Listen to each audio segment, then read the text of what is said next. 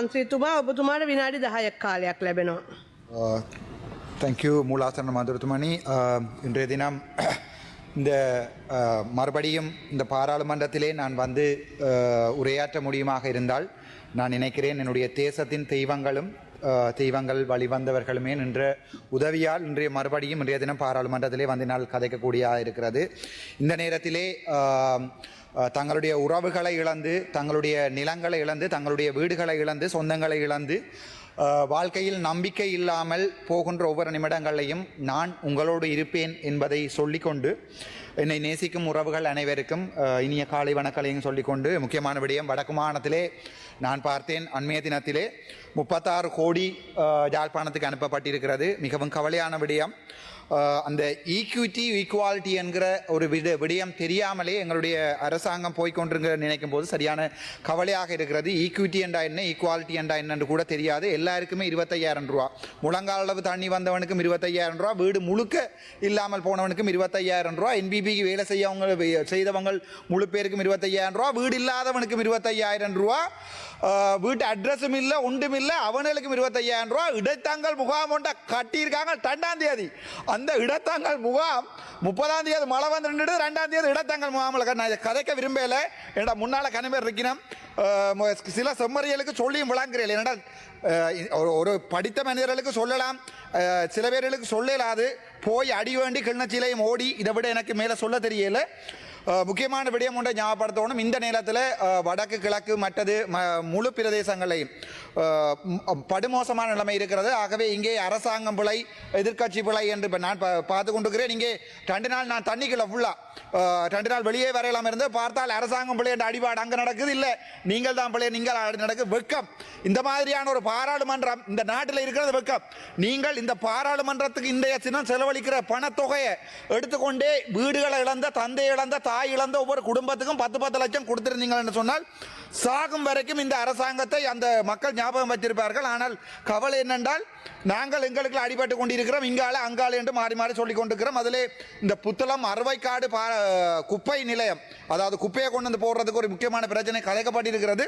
அதுக்கு நாங்கள் நேரம் எடுத்து ஆறுதலாக சம்பந்தமாக கதைக்கிறேன். அதை விட அந்த ஒரு சில அமைச்சர்மார் கவுபோய் மாதிரி கப்புகளையும் போட்டுக்கொண்டு, ஐயா நீங்கள் ஒரு அமைச்சர், தயவு செய்து அதை விளங்கிக் கொள்ளுங்கோ. ஒவ்வொரு நாளும் ஒவ்வொரு உடுப்புடவையோட போய் நின்று கொண்டு கோமாளித்தனம் பண்ணாமல், பிக்காளித்தனம் பண்ணாமல், தயவு செய்து வடக்கு மாநிலத்துக்கு இருக்கிற மரியாதையை காப்பாற்றி கொண்டு நான் சில விடயங்களை சிங்களத்தில் சொல்ல வேண்டும். சுதிவந்த වෙනවා ඔබතුමාලාට අද මම එකක් කියන්න ඕනේ. අද මම මේ මයික් එක අල්ලන් ඉන්නේ මේ පාර්ලිමේන්තුව ඇතුලේ කියන්නේ ඔබ හැමදාම කියනවානේ බං සබලියෝ කියලා. මම හැමදාම මේ පාර්ලිමේන්තුව ඇවිල්ලා කියනවා රණවිරුව කියලා නමත් එම කියන්නම්. මාව බෙල්ලෙන් අල්ලගත්තේ අල්විස් කියන පුත්කලයා. මම කාර් එකත් සම්පූර්ණයෙන්ම ගිහිල්ලා මගේ කාර් එක මේ කුඹුර ඇතුලේ ඉඳන් දැන් හොයාගත්තා. 27 වෙනිදා මගේ රණවිරුවෝ මේවා කරන්න කියලා. මම දැන් මේ ඇවිල්ලා බොරු කියන්නේ ඔයාලා වගේ සබලියෝ කියලා මේවා කියලා මට ඔය බොරු කරන්න බෑ පාර්ලිමේන්තුව ඇතුලේ.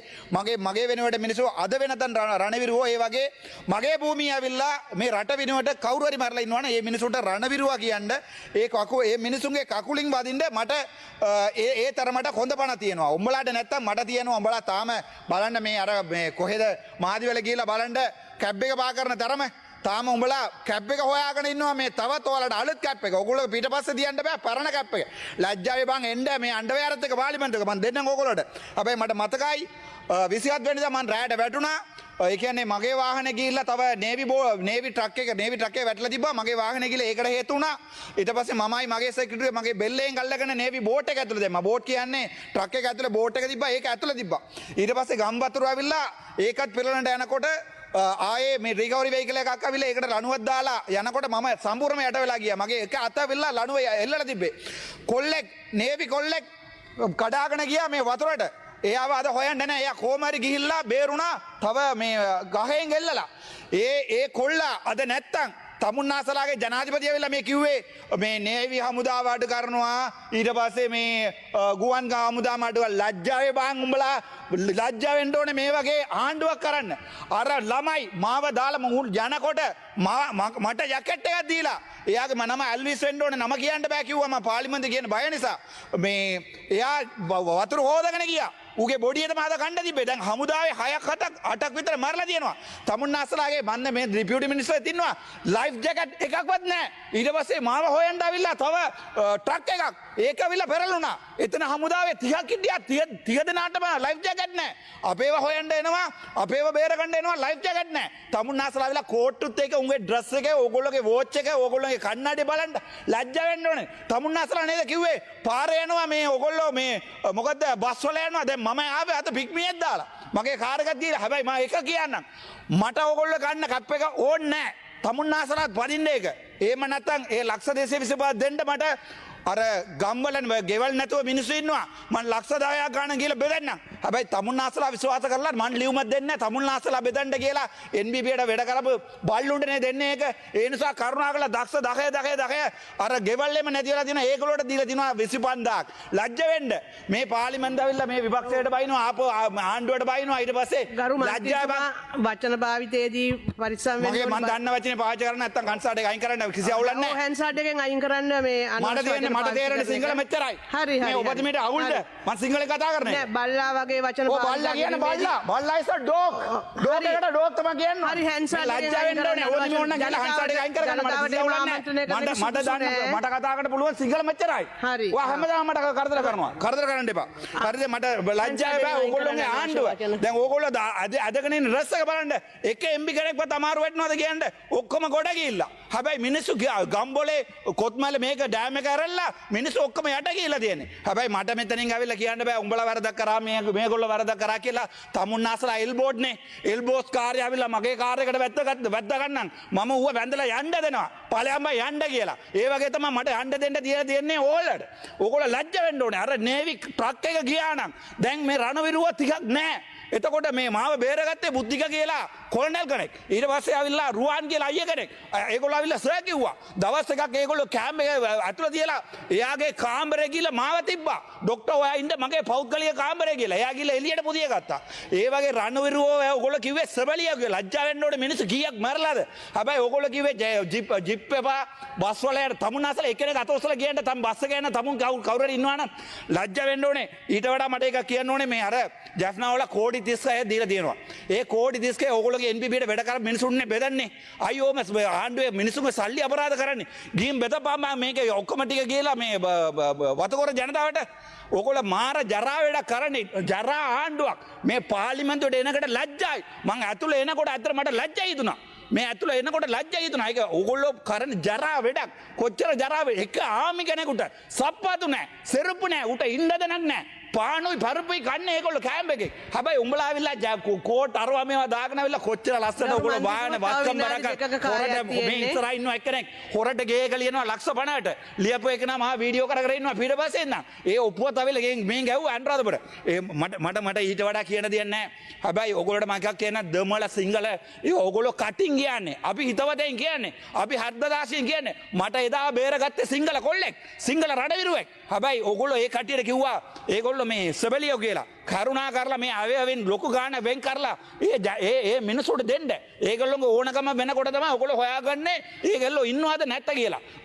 හෙලිකොප්ටර් පයිලට් කෙනෙක් නැති වෙන. ඔයගොල්ලෝ ගියාද කීයක් ගියාද ඒගොල්ලෝගේ ගෙවල් වල ලැජ්ජා වෙන්න ඕනේ. තව එකක් මට කියන්න කැමතියි. මට මතක් කරන්න කැමති කොල්නල් බුද්ධික මේ මෙතන මට මතක් කරලා එයාගේ කණ්ඩායමට මට සුදිවන්ත කරන්න වෙනවා. අනිත් එක මම දැක්කා කුලියාපිටිය හොස්පිටල් එකේ මම්බගේ MS කෙනෙක් ડોක්ටර්ස්ලා පරක් වෙලා එනකොට එයාට ඒගොල්ලෝට ලියුමක් ගහලා දැන් ඔයගොල්ලෝ සෞඛ්‍ය මැති ඉන්නවද දන්නේ නැහැ. සෞඛ්‍ය මැති ශ්‍රී ලංකා ජනාධිපතිතුමා මේ කුලියාපිටිය MS වයින් කරලා තියෙනවා. අනේ එම කරුණාකරලා ඒ වැඩ කරන්න එපා. එම කවුරු හරි කොන්දපණ තියාගෙන කවුරු හරි BOP එකක් ගහනවා නම් එක්කෙනෙකුට බේරගන්න නැත්තම් ඌත් පාර්ලිමේන්තෙයි ඌත් පාර්ලිමේන්තුවට ආවිල්ලා විපක්ෂේ වාඩි වෙලා ඉති. කරුණාකරලා එම කරන්න එපා අයියේ. ඒක පොඩ්ඩක් බලන්න. තව එකක් මට කියන්න තියෙනවා මේ අර කැබ් එකෙන් මට දෙන්න කැමති ඒගොල්ලෝ පුළුවන් කියන්න මගේ DS එක ආරා හරිය නැත්නම් මේක හරිය වතකර ජනතාවට මගේ කැප් සල්ලිය බෙදන්න නම් මන් ලියුමක් දෙන්නම්. හැබැයි ඒ සල්ලි ටිකම බෙදන්න ඕනේ මිනිසුන්ගේ ගෙවල් වල ලක්ෂ 10 ගාණක්. තමුන්නාසලේ කැප් එක මට එපා. මං යනවා මට කාර් එකක් නැහැ දැන්. මට මුකුත් නැහැ. බයිකුකුත් නැහැ. හැබැයි මං අද බස් එකේ යන්නේ ජෆ්නා වලට වැඩ කරන්න. තමුන්නාසල කවුරු යනවාද කියන්නේ බස් එකේ ලැජ්ජා වෙන්න ඕනේ. හරි. තව එකක් මට කියන්න කැමති මම දන්නවා බලාව මම දාගෙන ඉන්නවා ඒ නිසා ඉවරයි කියලා කියන්න එපා මම දන්නවා මේක ඉවරයි කියලා මේ අයවැය ඉවරුණාට පස්සේ කරුණාකරලා උතුරේ කවුරු හරි ඔයගොල්ලෝ එනවා නම් අපිට කියන්න අපි දෙන්න සපෝට් එකක් ඕනනම් මම මගේ ඩයස්පෝරා එක මම සල්ලි ගෙනලා බෙදන්නම් උතුරයි නගින ඉරයි ඕනනම් දකුණටත් බෙදන්නම් මම දැන් හා කිව්ව සල්ලි වැටෙනවා මේ ඕනතර තමුන්නාසලා නිකන් රටවල් වල ගිහිල්ලා කාලය අවසන් කරු මන්ත්‍රීතුමා. තමුන්නාසලාගේ වත්කම් බරකම් හොයාගෙන ඉවර කරනවා තප්පර දෙයක් දෙන්න වත්කම් බරකම් දාගෙන බලාගන්න හැබැයි මේ පිටරට ඉන්න අපේ උන් ඔය සීතලට මේ හම්බ කරන මිනිසුගේ සල්ලි අර මේ රට හදනවා කියලා සල්ලි ගහන්න එපා පුළුවන් නම් ඕන නම් කියන්න මම ඔය ඩයස්පෝරා එකෙන් සල්ලි අරන් උතුරයි නගින ඉරට දෙන්න ඇති වෙන්න thank you so much dr rahmat ගරු ඉලන් කුමරන් මන්ත්‍රීතුමා ඔබතුමාට විනාඩි 6ක කාලයක් ලැබෙනවා.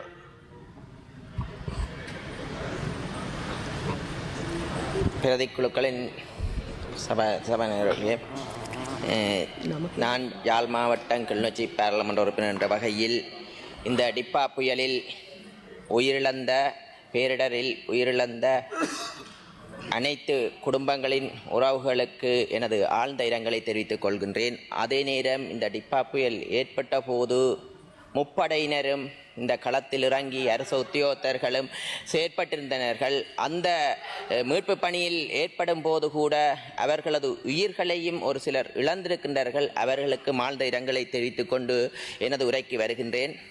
நான் யாழ் மாவட்டம் என்ற வகையில் யாழ் மாவட்டத்தில் மொத்தமாக இருக்கின்ற குடும்பம் 2,13,391 குடும்பங்கள் யாழ் மாவட்டத்தில் வசிக்கின்றனர்.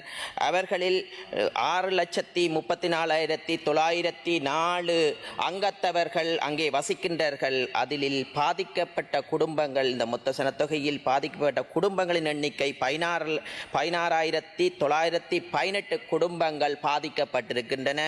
மொத்தமாக சனத்தொகையில் 53,828 அங்கத்தவர்கள் இந்த மழையினால் பாதிக்கப்பட்டிருக்கின்றார்கள்.